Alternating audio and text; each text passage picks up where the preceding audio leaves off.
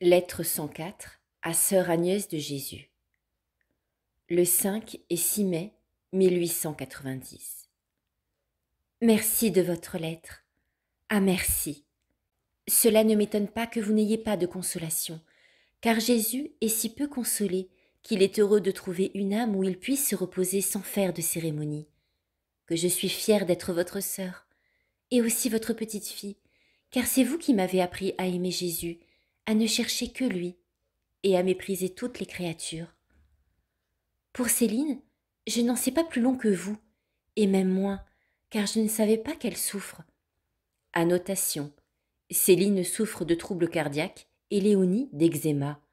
Toutes deux s'apprêtent à partir en pèlerinage à Lourdes, où elles prieront à la grotte, à l'oratoire de la Sainte-Face et aux piscines. D'abord, Céline nous a parlé de ce pauvre petit père. Elle nous a dit aussi de beaucoup prier pour Léonie, car elle souffre de son mal, et je crois que mon oncle trouve cela dangereux, et s'est enflé tout autour. Céline nous a parlé de ce pauvre petit père.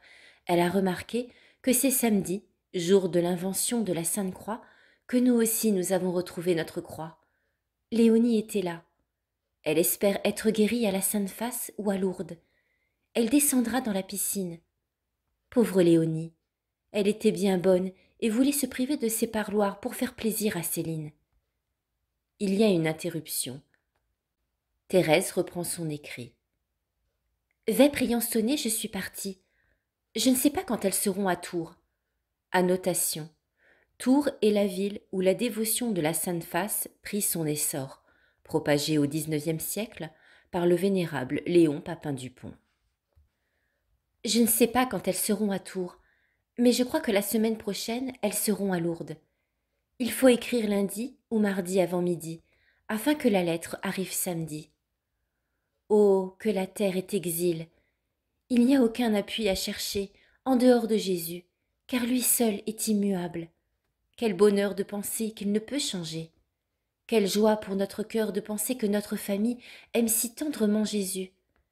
C'est toujours ma consolation. Notre famille n'est-elle pas une famille virginale, une famille de lys?